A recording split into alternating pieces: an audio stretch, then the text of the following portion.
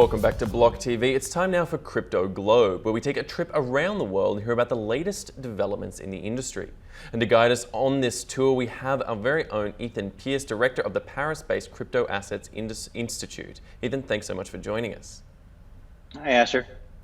All right, so today a bit of a focus on stories coming out of Asia, but to start with a major development in your home country there of France. What can you tell us? So we've talked about it a couple times that France has launched an economic policy and law called the Pact Law. They announced it in April and it went into effect, or at least was passed in May. And now we're getting clarification on more and more things. And it's general economic development across the board, especially around small businesses, but they added in some cool crypto stuff. We've talked about other things, but the interesting piece just for this week is that they have clarified how they're really going to be treating TVA, so value-added tax, in relation to crypto stuff. So just to give a clarity there, because Americans probably would think that value-added tax might mean sales tax. It's actually not a sales tax. Value-added tax is every step in the chain of a product or service where you add value, they can apply this tax. So imagine if you're a manufacturer, you take raw materials, you turn it into a product, value-added tax applies. You then export that product, the importer pays value-added tax because he's doing something else. You sell it in a store, you add value-added tax again because you've added more value.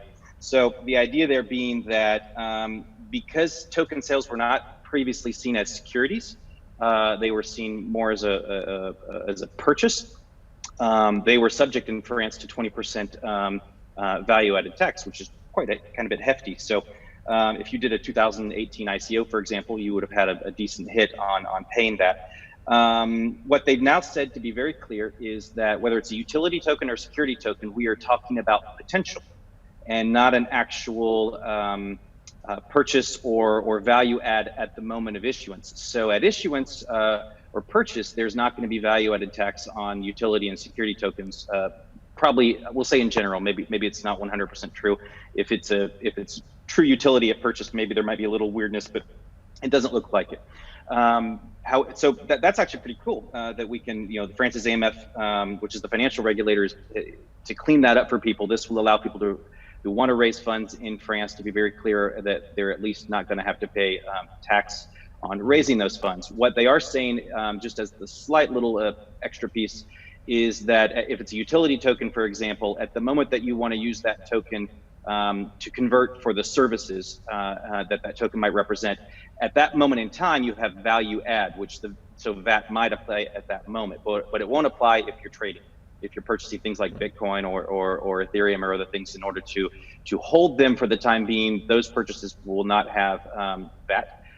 And if you are putting money into an ICO or an STO as an investment, that will not have VAT on the other side for the company that's raising funds. Last little quick piece, the good news is if you previously paid TVA on a token sale last year or whatever, you can now actually apply for a refund.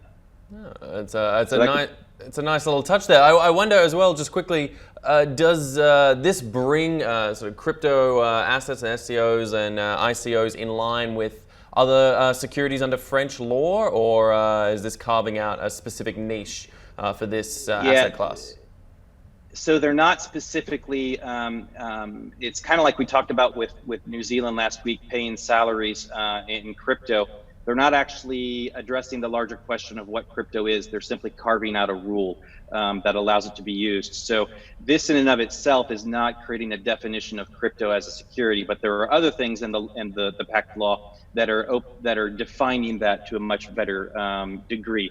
And then eventually, yes, they will be clearly defined as securities. What they're saying right now is regardless of the definition, they do fall under the regulatory compliance and oversight of the financial authorities, Financial Monetary Authority in France, the AMF. So maybe not a strict definition as yet, but it's coming. Okay, well, as we say, always good to see the regulation beginning to form, people being aware, that grows the awareness, grows the adoption potential there. But now moving from France to Singapore, where regulators are also taking moves in order to potentially make similar comparisons to France regarding value-added taxes and whatnot else. Ethan, what can you tell us about that? Yeah, so there were two pieces of news that I wanted to tie together. The same one about value-added tax is actually from last month, but it fits really well into the other piece of the story. And so the Inland Revenue Authority of Singapore has said that starting in January 2020, that they will not apply 7% GST, which is goods and services tax, which is basically the same thing as a value-added tax, Singapore version. So that's going to be an interesting thing to at least see that be similar as other places. And I think we're going to see that be something that other markets start to address as well, to make sure that people are doing crypto businesses, trading, investment in their jurisdictions. But the main news for this week is the Association of Cryptocurrency Enterprises and Startups, so ACCESS. I'm reading this because there's a bunch of acronyms, has created this thing called the Standardization of Practice in Crypto Entities, which is SPICE, and that is, they've published a code of practice in partnership with law firm Linklaters and the Monetary Authority of Singapore and the Singapore Association of Banks to create kind of a formalized guideline of how to behave and run as a crypto business in Singapore. Most of this is around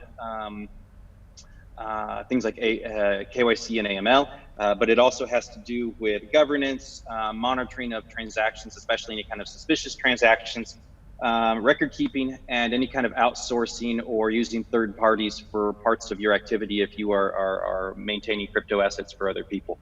So that's actually very interesting to see. You know, that those kind of guides are also really. We already see Singapore as one of the major markets that's trying to really get crypto regulation right. Other people are looking to that model. So this kind of a roadmap is extremely useful for other jurisdictions to see what's being done. If you're interested in reading the full 45-page code of conduct, that's available on the access-sg.org website. Yeah, so that's pretty cool. Yeah, it's certainly an exciting one. Singapore always leading the way in a lot of fintech and financial instruments. Interesting to see now with crypto how they're going to move forward with that, and exciting potential there. But moving from Singapore, a country relatively open to crypto and blockchain technologies, to one that's had a little bit of a trickier history, India, where the second largest state has said that they're launching a regulatory sandbox for blockchain solutions. Give us some more details. So we talked last week about Busan, South Korea, South Korea's second largest city, creating a regulation-free zone for blockchain innovation. Basically, it's a very similar thing that's happening in Maharashtra, which is where Mumbai is located. So it's 114 million people, I think. And so they want to put in place a sandbox that will allow blockchain solutions around supply chain, agricultural marketing, vehicle registration, document management, and secondary school certificates, which is a high school diploma in India. So they're already running pilots on those things, putting a couple $1 million into budget to start bootstrapping some solutions for that. What is very interesting is, like Busan in South Korea, this is for blockchain innovation. It is not for crypto. So this does not clarify the Indian stance on where crypto is going, especially with the rumors that India might be launching a digital rupee and basically making all cryptocurrencies illegal. But that's only proposed; it's not actually true, so it might just be rumors. Two other pieces that are interesting, though, about where India might be moving in this: the Central Bank of India, the Reserve Bank of India, is developing a blockchain platform for R&D. And that's to be seen how they can use blockchain on a governance level and what that can mean for them. And then India Telecom, Reliance Jio Infocom, which is 330 million users, is launching their own blockchain for internal uses, and said that at launch it will have several tens of thousands of nodes. So they're saying it will be the world's largest blockchain at launch. They're looking at basically things around privacy and around different aspects of managing user information, billing, and things like that. They're saying that blockchain is one of the top 3 priorities for expansion for the company. So it's as a solution, as a technology platform, very important to them. But again, they're not looking at crypto in these discussions. They're very much talking just about blockchain. So yeah, so I think that there's a lot of signs that at least blockchain is being seen as an important technology stack in India for building all kinds of solutions. It's, we'll have to wait to see what kind of stance they end up putting on cryptocurrency around things. Tim Draper last month wrote a very harsh article about the Indian government and how this, how crypto can be such an important tool for developing economies and so many of the people that this could help in India. So it seems a bit of a shame that they potentially are blocking all of that. But that we'll wait to see exactly where that goes, but at least lots of good signs around blockchain innovation. Yeah, certainly. I guess that's a starting step, a stepping stone perhaps to a greater adoption. At least that's what those inside the industry would hope. But we'll have to wait and see when it comes to India. However, Japan, on the other hand, there's no need to wait and see. They're running full force with blockchain and crypto technology. And now their e-commerce leader, Rakuten, is making some pretty exciting moves. What can you tell us? Yeah, so they just launched, they had announced it a little while back, but they just formally launched their own crypto exchange. And they'll, as of now, I think you can trade, you can buy and trade Bitcoin, Ether, and Bitcoin Cash in their mobile app. It's currently in Android. Soon it'll be in iOS. This is interesting because there are, to give an idea of scale, Rakuten as an e-commerce platform is 1.2 billion users last year. Rakuten Bank it has tens of millions of users, and as we discussed, I think last week, Rakuten International Commerce Bank, which is Rakuten Bank internationally, just received a digital banking license in Taiwan.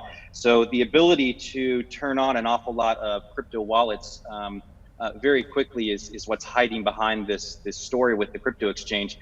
Basically, they're saying if you already have a Rakuten Bank account, then it's really just a couple pieces of information and a couple clicks, and you now have a crypto wallet included in that, running through their exchange. And they're looking at, in terms of what they're looking at for the exchange, to make this as user-friendly as possible, but as safe as possible. Funds will be stored in a cold wallet, in cold storage, so there will at least be some protection against hacking. Two-factor authentication by default for logging in any kind of trades. And the private keys will be handled through a multi-sig plan. So there's some interesting things there to kind of get over some of the complaints about some of the more larger scale wallets for kind of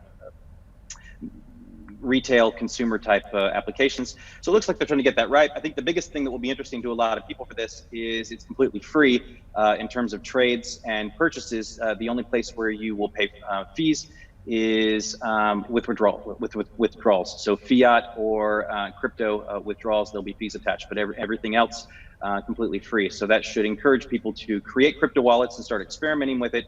And given the 1.2 billion people that are in their customer base, that could be an extremely interesting thing for mass adoption through Rakuten and Japan. Yes, certainly a great pathway to mass adoption, something to be very excited about as the institutional players continue to take it on board, and these name brands, with that sort of level of name brand recognition, continue to legitimize the industry ever more, something to be very excited about. All right, Ethan, I want to thank you so much for this tour de force around the world, giving us all the greatest news and information from across the crypto globe. I look forward to speaking to you next week. In the meantime, thanks for watching, and stay with us at blocktv.com. See you next week. For all the latest news and information. I'm Asher Westrop Evans. Thanks for watching.